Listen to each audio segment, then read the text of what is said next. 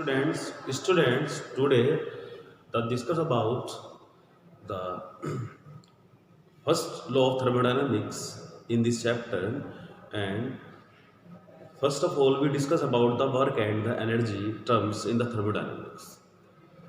तो इसमें जैसे कि हमारा चैप्टर 6 रनिंग में है, थर्मोडायनेमिक्स है, और अभी तक हमने सिस्टम के बारे में बात करी थी, स्टेट फंक्शन के बारे में बात करी थी। तो आज हम देखते हैं वर्क और एनर्जी किस तरह से काम करते हैं, इंटरनल एनर्जी देखना है, और उसके बाद हम देखेंगे फर्स्ट लॉ ऑफ थर्मोडायनेमिक्स के बारे में। तो चलिए सबसे पहले अगर हम बात करें हीट एनर्जी, एक टर्म आता है इस चैप्टर के अंदर, heat energy.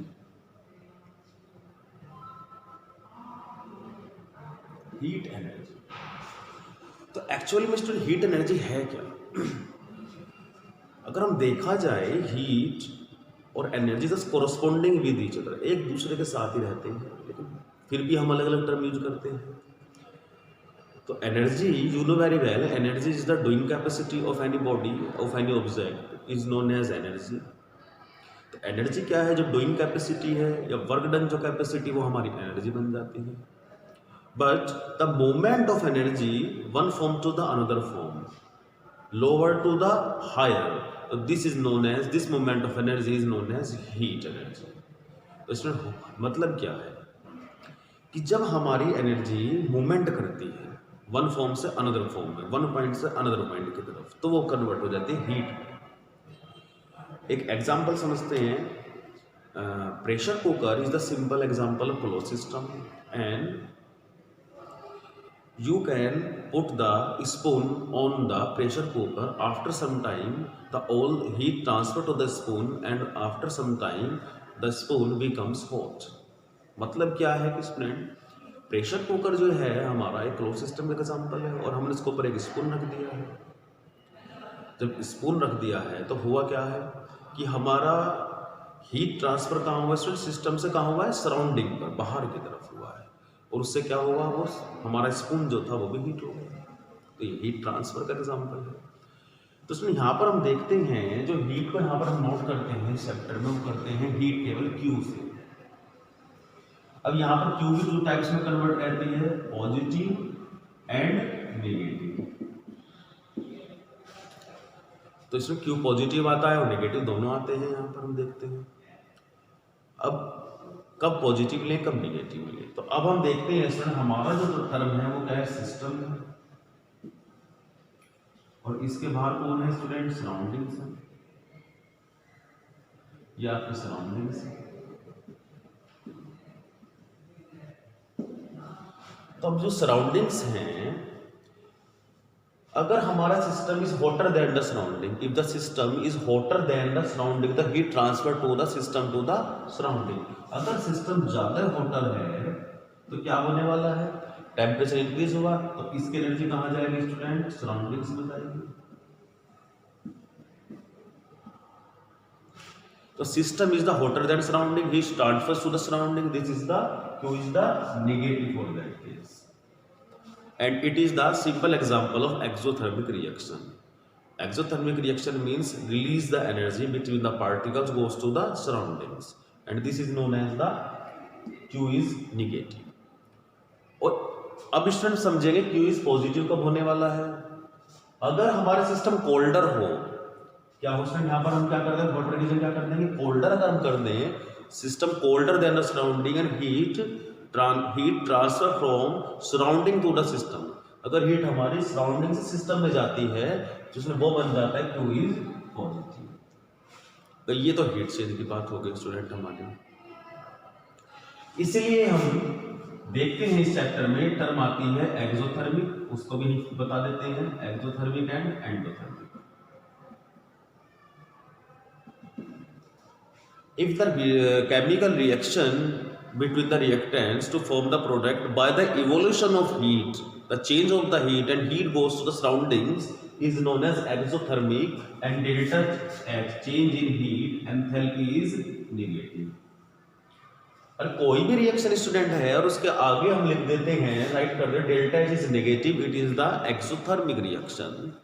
And similarly reactant will interact with each other and heat absorbed by the reactant from the surrounding, it is the example of delta H positive, it is the endothermic.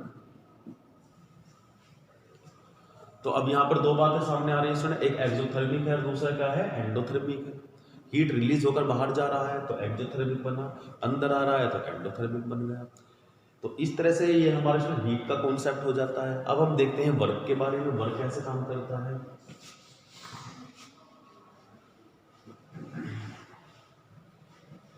तो हम देखना है इसमें work energy के बारे में।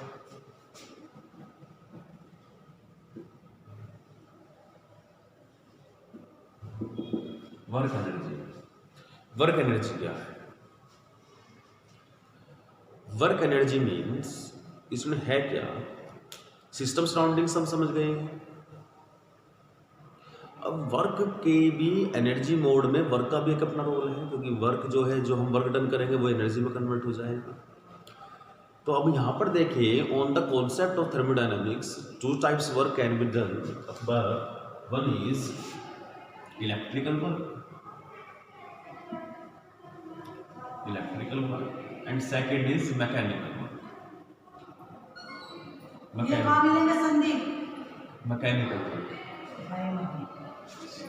Mechanical work. तो student यहाँ पर जो होता है इलेक्ट्रिकल वर्क और दूसरा होता है mechanical work. Electrical work means the electricity passed in the solution in any object and this is known as electrical work, and mechanical work is the due to the pressure volume work. Pressure volume work is also known as mechanical work. All the work done by the machines also. तो यहाँ पर हम देखते हैं electrical work कब आता है। Electrical work जब आता है स्टूडेंट हमारा, जब कोई भी ऑब्जेक्ट अगर हम उसके अंदर करंट पास करें और वहां पर जो एनर्जी जनरेट होगी due to the electric current, वो कहलाता है इलेक्ट्रिकल वर्क।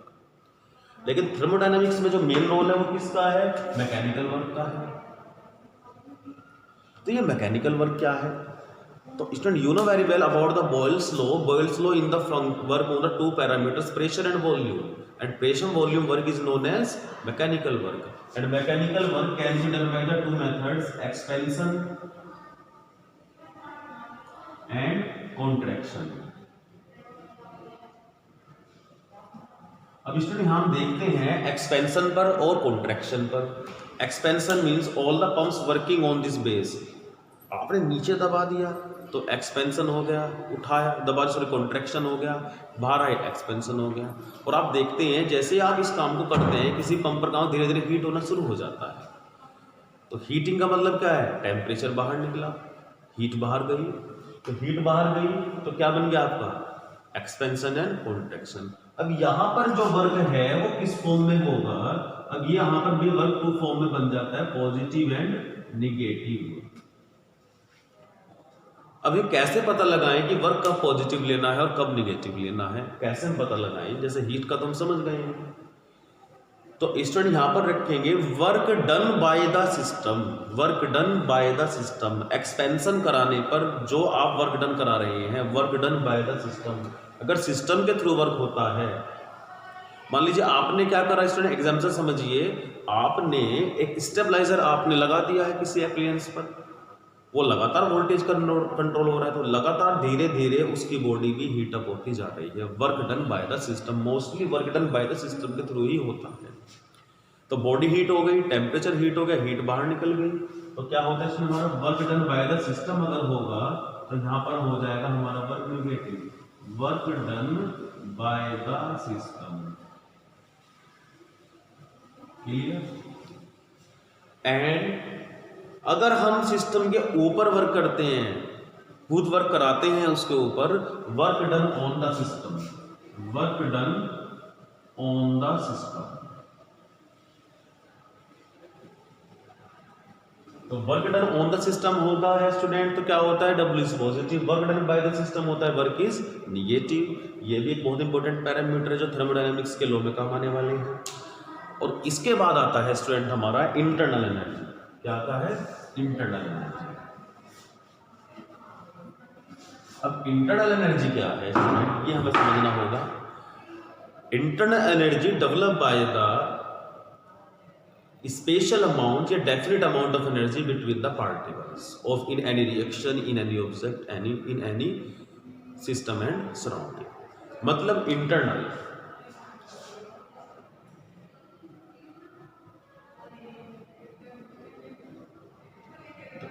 एनर्जी जो हम यू कहते हैं, और हम यहाँ पर डेल्टा यू भी यूज कर सकते हैं student. Delta U means change in internal energy. अब इसमें यहाँ पर बात आती है कि इंटरनल एनर्जी एक्चुअल है क्या। तो इसमें जितने भी हमारे कंपाउंड्स हैं, रिएक्शंस हैं या ऑब्जेक्ट हैं, उनके पार्टिकल के बीच में एक सर्टेन अमाउंट की डेफिनेट एनर्जी रहती है। जैसे इस मार्कर को देखिए आप, ये मार्कर की शेप और साइज फिक्स है, तो इसके पार्टिकल क्या आपस में क्लोजली पैक्ड है, तो इन पार्टिकल्स में एक सर्टेन अमाउंट की एनर्जी है। तो वो एक पर्टिकुलर एनर्जी जो इसके अंदर है, उस एनर्जी को हम कहते हैं इंटरनल एनर्जी। और ये इंटरनल एनर्जी हमारी डिपेंड करती है पार्टिकल की नेचर पे, उनकी बॉन्डिंग पर, और under the suitable condition of pressure and temperature पर। अब देखा जाए स्टूडेंट, यहाँ पर एनर्जी की बहुत सारी फॉर्म हम समझते हैं, जैसे kinetic energy due to motion, speciality हो गई, और potential energy due to the special position of the object, motion में स्पेशल पोजीशन जो पार्टिकल की होगी। ऐसे ही आपकी और बहुत सारी एनर्जी हो सकती है, chemical energy between the chemicals के बीच हो सकती है। तो एक ऐसी special internal energy between the atoms जिसे हम कहते हैं इंटरनल एनर्जी, डेल्टा यू और डेल्टा यू भी कह सकते हैं। अब हम आते हैं स्टूडेंट थर्मोडायनेमिक्स के फर्स्ट लॉ के ऊपर। फर्स्ट लॉ ऑफ थर्मोडायनेमिक्स को समझते हैं।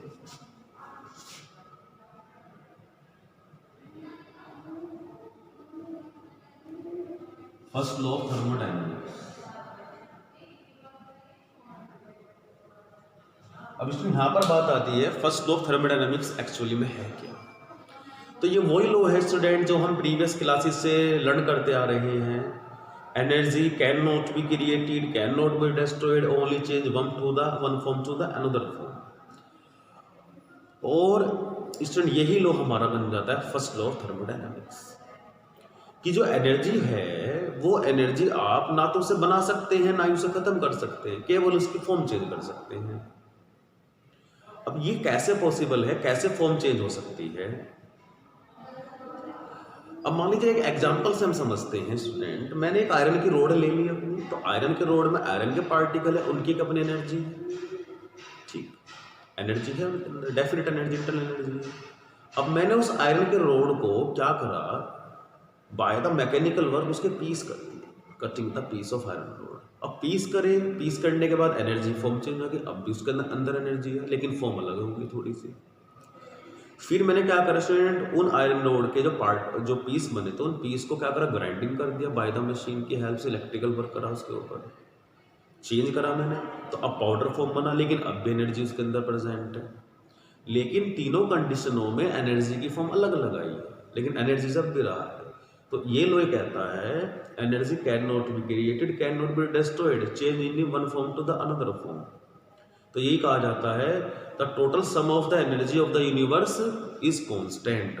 तो जो टोटल एनर्जी का जो सम है वो यूनिवर्स के अंदर क्या रहता है, कांस्टेंट रहता है, केवल उसकी फॉर्म चेंज होती रहती है।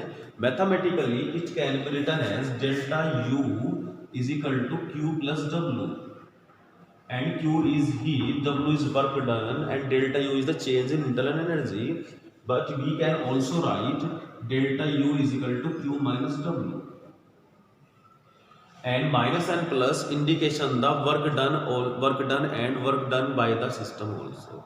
तो work done by the system is Q minus W, work done on the system is equal to Q plus W होता है। ये दोनों फॉर्मूले आपके यहाँ से निकल कर आते हैं। इस तरह से जो हमारा first law of thermodynamics complete हो जाता है।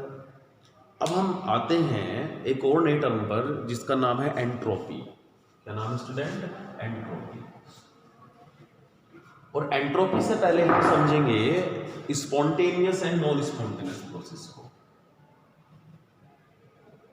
स्पॉन्टेनियस,